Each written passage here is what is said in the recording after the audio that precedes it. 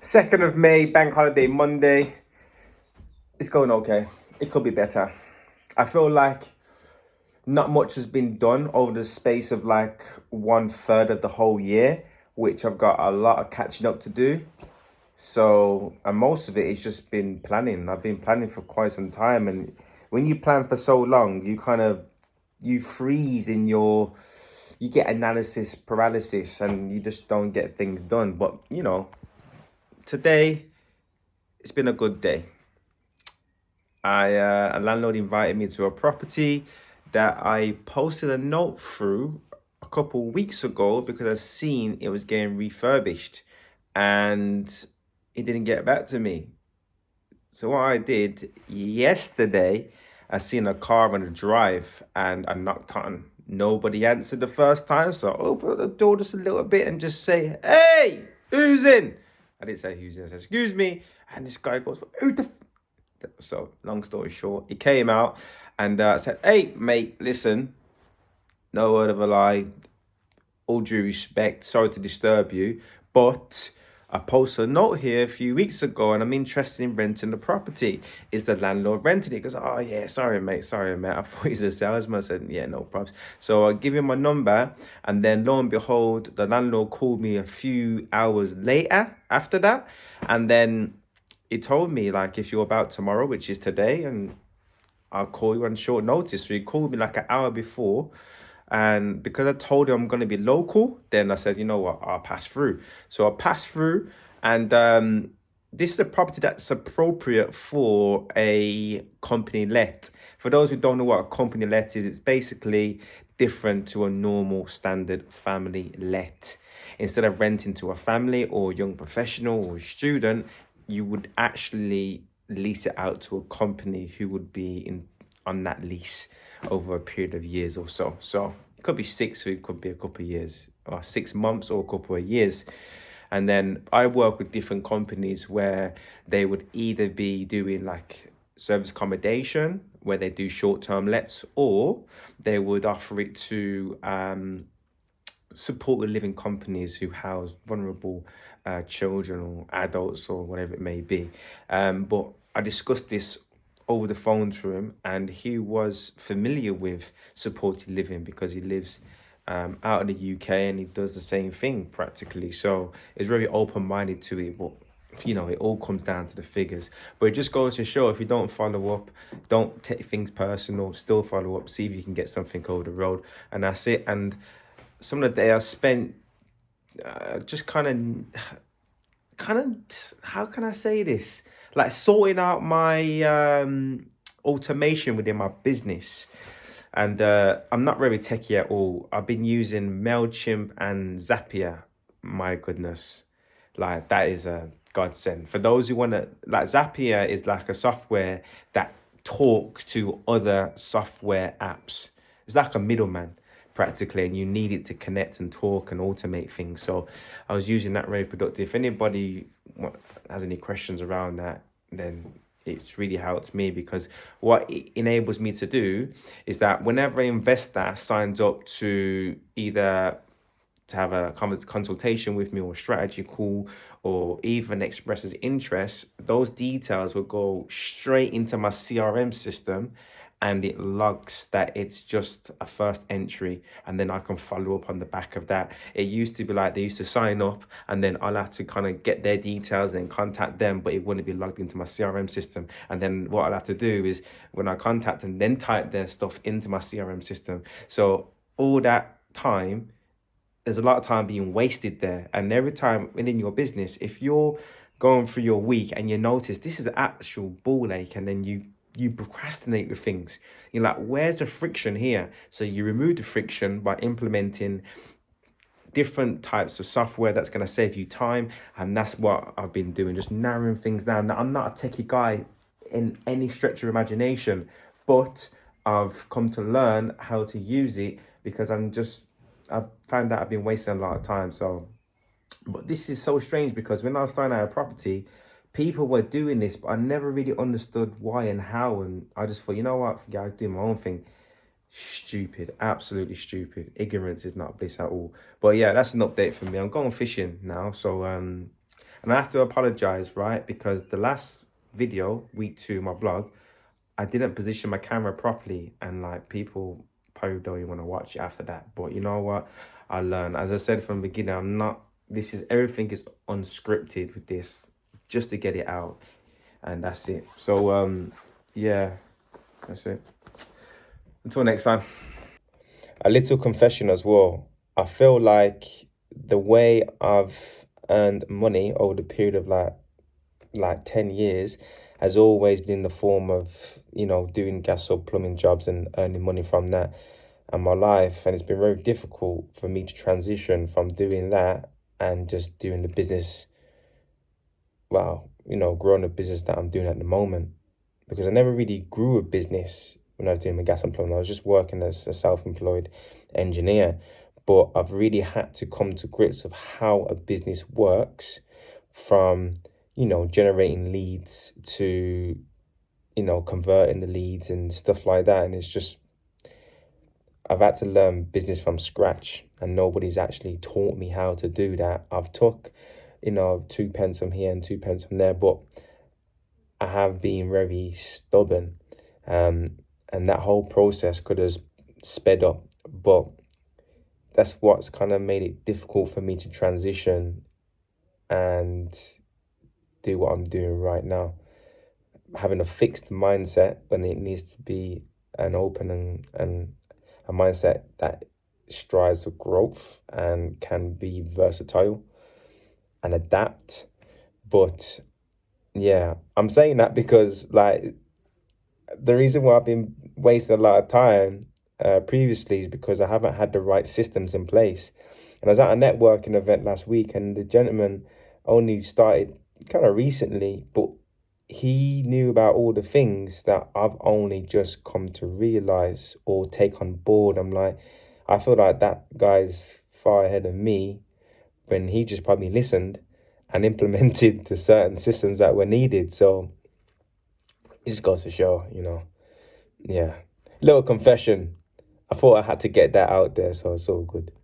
I also want to mention as well, when I went to the viewing today and I spoke to the landlord, he had in his mind that he would expect £1,400 off the rental of that property. And it just goes to show, right? Before you buy a property, you need to know the figures inside out, particularly the rental income, because that's what's going to service all your liabilities on the property and generate a profit at the end of it. And that needs to be enough, particularly a good buffer, in order for you to consider that a good deal. Now, when you're doing your numbers, it's important to be very stringent on the worst case scenario, e.g. what's the lowest that would rent out for and cover everything and make a decent profit. And once you know that, then you can kind of dictate if you can push the rental ceiling price within that area by producing quality to the market space and seeing if you can really generate a bigger yield than the area and find out what's actually possible. So it's very important. But it just goes to show, do your numbers properly. And when I was at the viewing, I actually showed the landlord on my laptop, because what I do before going to the viewings, I like to do comparables. Because a landlord could say, or a seller could say, look, I want £200,000. But when you show them, but this is all dictated by agents that I'm not doing business in the best way they should be doing, but trying to win the business. Now, because they have this idea in their head, which most often tends to be an illusion, until I actually show them the figures. I actually bring my laptop, and sometimes I print off stuff as well. And I show them in full print as to, what the score is. And when I show the gentleman, he goes, you know what, property was rented at about £1,200. And he couldn't even say that the condition of his was better, because these were they were done to a really good standard, and the layout, and it was only a quarter of a mile as well. So, and I showed him the agent who said to him he would get 14, and the agent had one on the market, similar size, similar condition, for £1,200, and it's been on the market for about 12 days. Why hasn't it rented? That's what I asked them. They couldn't give me much, but it's not their fault. It's just that the agent has, you know, filled them with a bit of porky pies. So, but that's it. I thought that'd be useful to you as well. So it's Wednesday. I got a seat in the back of the boot. I can't even call that a boot. What's that? It's like a new transformed van. But yeah, it is what it is. But listen, remember I'm telling you about this property that I'm selling? Now, you could get some really good advice off this one about how to suss out buyers. So the situation is, I need to pull the handbrake up for this one, I'm telling you. Right, even when I was stationary, I had to pull it up because this is a moment. Right, so we've got some offers on the table, and those who are more in a proceedable position, e.g. they don't have anything to sell, they're not in any chain, etc. For those who don't know what a chain is, if they're selling their property in order to use that money to then buy that property, then they're in a chain. And chains, they do break, especially the links, right? So check this. The situation now is we've got offers on the table from those who are in the chain and those who are, how can I say, they got it up on the table and they're like, you know, we don't have nothing to sell, we're ready to move, but their price is just not where we want it to be. So I decided to call one of the viewers up and ask them, look, what is your best price? The situation is that the landlord has considered all the offers. However, if you could knock it up just a little bit to meet the middle ground between yourself and the landlord would extremely consider. Can I say extremely consider? Well, more, you'd be in a more considerable position in terms of moving forward. But give me your best price, okay? So that's the situation at the moment, and you know, they thought amongst themselves, and you know what? I even sent them a text. Well, basically, we jumped off the phone, and I said, "Look," she said, "I'll let you know by tomorrow." No, how did she put the text? I can't even check my phone because I'm recording. But she said something like, how did she put it? She said, "Jeez, if we don't attend, then if anything changes, we'll let you know." So that's blasé, in my opinion. Like, if you're not gonna come, you need to let me know. So from that moment there, I just feel like they're not really bothered or so. There's no prime motivation for it. When if you're choosing a buyer, you want to choose the one that's most keen to get something over the line. Those who are asking on the call, is it sold? Is it sold? Are they selling? You know, they're more keen, you know? So, and that's who we want to, you know, sell to, because some estate agents don't get paid until they complete the sale. So one, that's why they need to be realistic with the price, because if they don't, the surveyor will come out and downgrade it, and not price it for its value, and the bank won't lend on it and it falls over, and then or other buyers could be going for the conveyance and they just drop out because they're not wholeheartedly committed to it. So it's down to myself to decide who is the most probable candidate to move forward with this. So, which takes it back. And they said, after the text, I didn't say anything. Or I replied after the text, said, listen. I didn't say listen, but that's just where I talk. I said, look, I said, hi, thank you, blah, blah, blah. If you can let me know by tonight, the latest, whether you are definitely coming or not. I didn't give them a time. I just said tonight because, you know, they're both the day shift. So they talk to one another during the evening. And by the evening, they should know wholeheartedly whether they're coming tomorrow. They did not text me. They did not text me. The disrespect. I'll call it disrespect.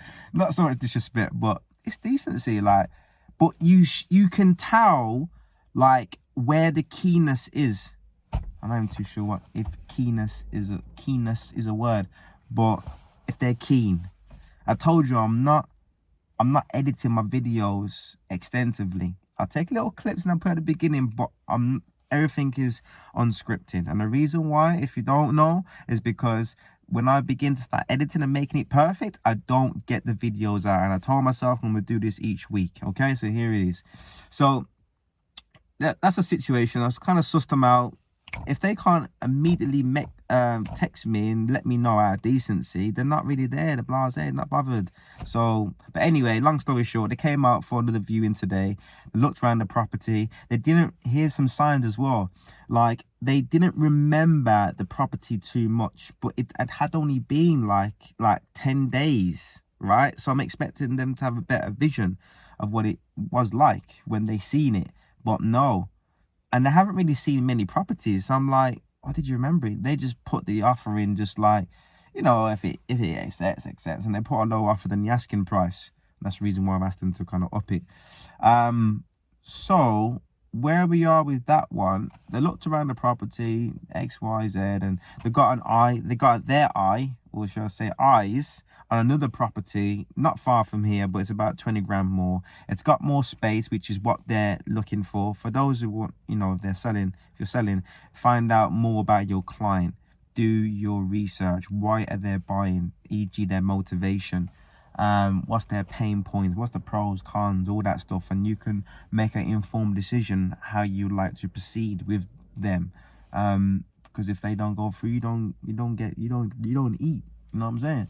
So that was it. And then look around the property, and the other property has got space, and it can move in straight away. And these guys, they need the space for what they do, right? And if they was to buy this, they need to create more space, do more work. And yes, you are going to get the value off the back of it, because this area appreciates typically around about 4.5 to 5% each year. So it's going to pay for itself in itself. And it's very family orientated area, which is what they're looking for. And it's very close to a high street as well. And it's a very good high street, Bearwood High Street, for those who know. It's like a bohemian kind of like Harborne sort of direction, you know what I'm saying? But yeah, it's good. But they like the location with that one. It's closer to canal, they can get into town and all that stuff. But the cons are there's a lot of HMOs around there, and there's a lot of supported living companies that have leased some properties. For those who don't know what that is, HMO is basically a house of multiple occupancy. A lot of people are sharing rooms within one house, and supported living accommodation is basically companies that house vulnerable people, or those who come from prison, and all areas of life, DSS benefits, all that stuff, right? So bit of education there, but you know what I mean. Anyway, yeah, this is where we at. So I spoke to the landlord, said, look, this is what we're up against. They said they're going to let me know, by the way, if anybody makes an offer, you nail them to a deadline. They said, yeah, we have a think about it. I said, okay, that's fine. Think about it. I got to the point, actually, I won't mention that, actually. I just said to them, look, guys, we've got offers. The property will sell for itself, because it feels like I'm overselling, because the things that they was responding to me with, they're like, oh, here we go. And I was like, look, guys, to be straight, I'm not in a position, I'm not really selling your property too much. Like, I didn't say I'm not bothered, but I just said to him, look, it's going to sell.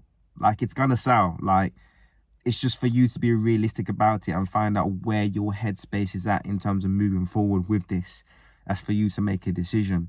But it is what it is, guys. We've got offers on the table. So, if you don't go ahead, like, it's not the be or an end all. I didn't say that, but I kind of give them that subtle tone more so. And they did chew that up, because it felt like I was like overselling something that is worth the money. And when you're in that position there, you kind of need to, if you're selling something, it's like taking something away. Like, you give somebody something and then you take it away, because most people want things that they can't get. Like, remember that girl in like secondary school, if you're America, high school, that you want to get, but it's difficult for you to get, but you still want it. People want, because that's just it. Like, there's no the desire. You build up the desire. If somebody thinks they can easily get it, it's not really a challenge for them. They're not really bothered. You know what I'm saying? So, but that fire needs to keep on blazing. throughout the process of the conveyancing to get it over the line. So I said, I was straight with them. I said, look, guys, this is what it is. Here's what it is. If you're gonna move forward, let me know. But get them to a deadline. So they said, yeah, we think about it, but I nailed them to a deadline. I said, look, when could you let me know by? They said, tomorrow. I said, okay, fine, tomorrow.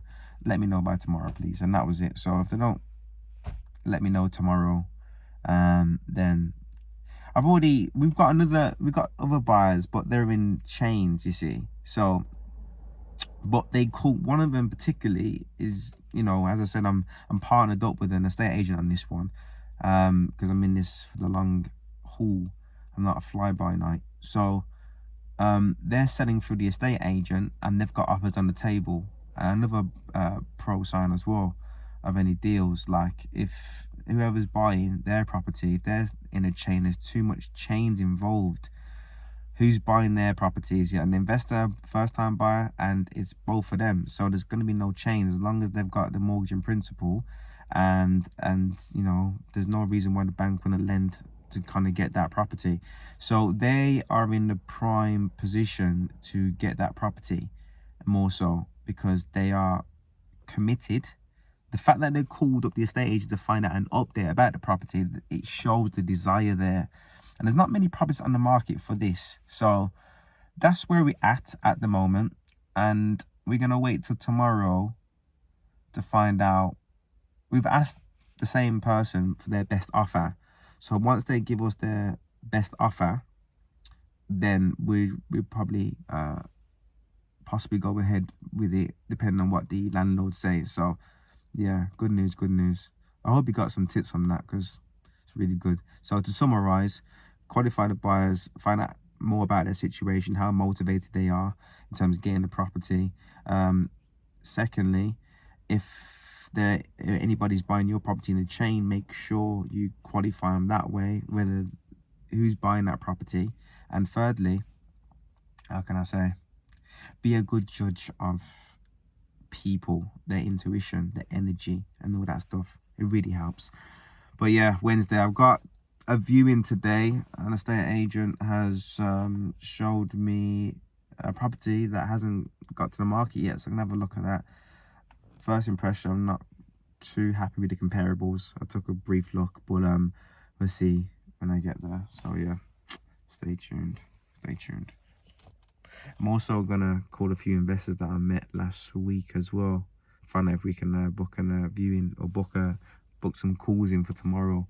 But yeah, that's all. Peace. Saturday, I didn't show you people my viewing day because one thing led to another, and my battery died and all that stuff. But I went on a few viewings yesterday, some good opportunities that where sellers are in a bit of problems, and the best solution to their problems is not like a traditional sale. It would be more like an exchange, delayed completion sort of deal. And I followed up on another lead as well, and I actually had to break it down on a calculator whilst I was on the phone to make sure that she understood how she was going to benefit from the property sale, because she's being marketed with an agent at the moment, but they haven't had the opportunity to sell the property in a timely fashion. She has the option of not going through the agent and saving those fees.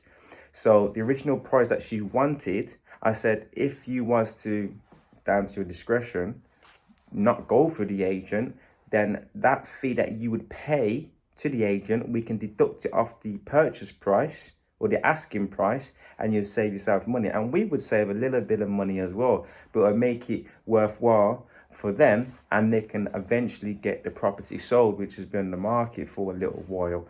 The agent's not pulling their weight. But I even went through the calculations on my phone to her. I said to her, look, jump on loudspeaker, which I did, and go for the calculations with me, because I explained this figure like a week or so ago, but only up till yesterday she only understood how she's going to benefit. It just goes to show, when people can actually see the figures, it can work out for them. But I called her today. She said, okay, that's fine, let me talk to my son. Spoke to her son today or yesterday, and called her back today, and she said, my son said XYZ.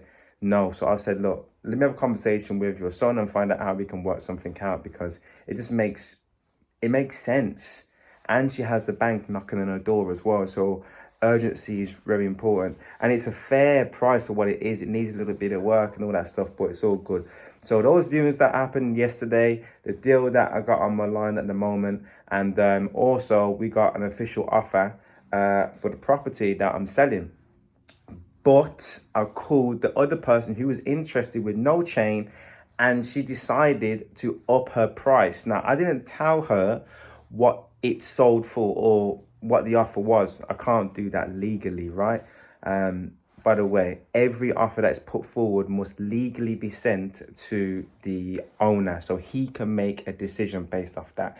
So we've got a higher offer of not gonna tell you, right? So got a higher offer, and I spoke to the landlord. He's happy, but because this lady, she's got no chain, I am a bit kind of skeptical about how she was on the viewing and stuff like that. So we've asked for her to put down a reservation fee on that property. So if she's happy with the reservation fee, which is a few £1,000s, and she's not gonna mess us about, then we can go ahead with the deal. But we'll find out on Monday and find out what the agent thinks and stuff like that. By the way, this is a property that I'm marketing in association with, or as a partnership with an agent on this occasion. So yeah, it's been good.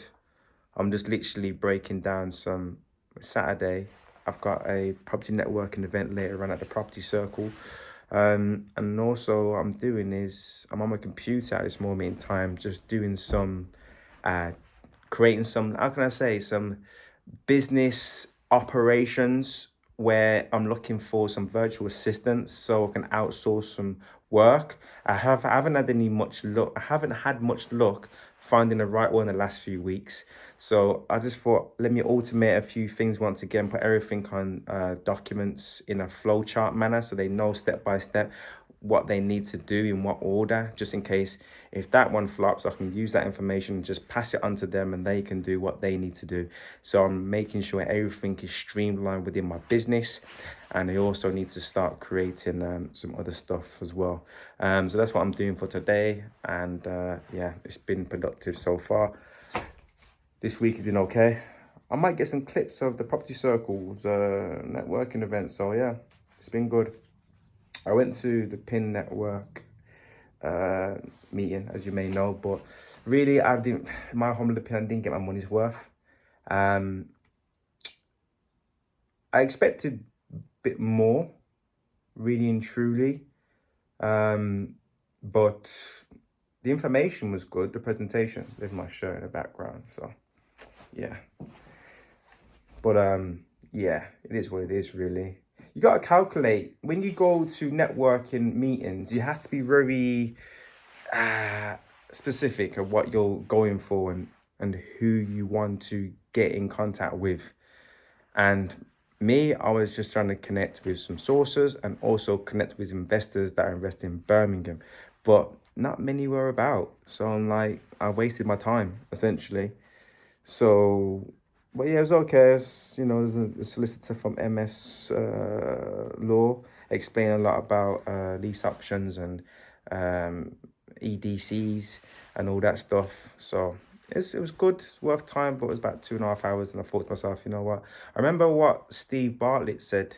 I think the geezer from the Diary of CEO, not search optimization, search engine optimization. He said, look, he stopped kind of going to networking events. He just started a podcast because that creates inbound leads, and then you going out is outbound. For those who don't know what inbound outbound is, it's a form of marketing terminology. If you want to generate leads for your business, then you would have inbound or outbound. A form of outbound is obviously going to networking events, connecting with people, or you send out letters, you send out social media messages, etc., etc. But inbound marketing is typically like content marketing, and people naturally contact you rather than you contacting them.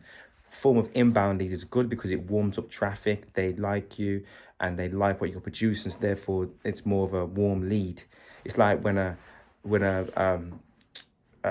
property seller gets in contact with me, it's off the base of my marketing, whether it's these YouTube videos or a form of Gumtree or Facebook ads or whatever it may be. They've came to me, so it's kind of easier to kind of build up that relationship quicker, depending on what type of situation they're in.